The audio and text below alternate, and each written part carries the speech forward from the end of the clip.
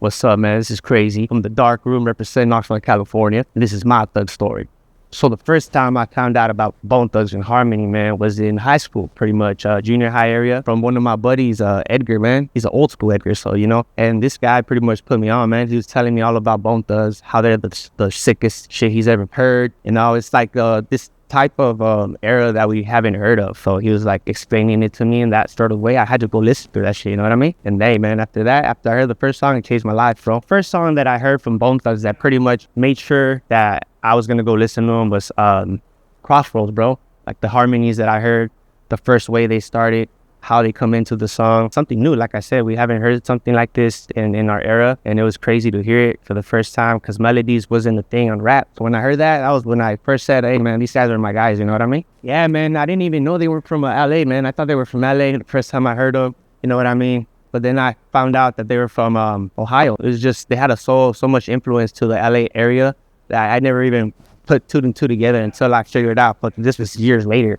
And that was a crazy turnaround to me too, So my favorite Bone Thugs member is, and it always will be, Layzie Bone, because of those melodies, man. You know what I mean? That guy's got the melodies for days. I am a melody guy. I'm a rapper, but I'm a melody type of rapper.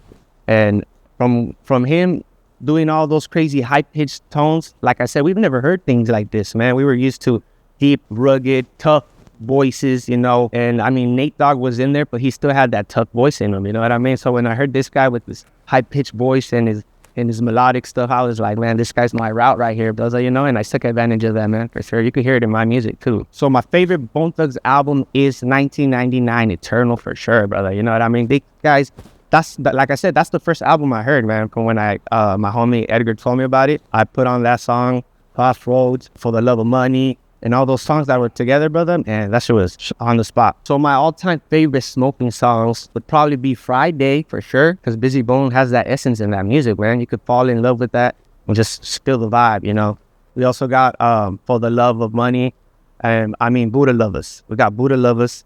That's the song. If you're a smoker and you don't smoke to that, then you don't know what you're talking about, brother, Okay, those are the top two that I could name right now. Bone Thugs do have a lot of influence in us, and you could pretty much tell if you listen to our album. We have a song called Early Birdie, and you could definitely hear the influence that we had because we actually made that song with the inspiration of them in mind.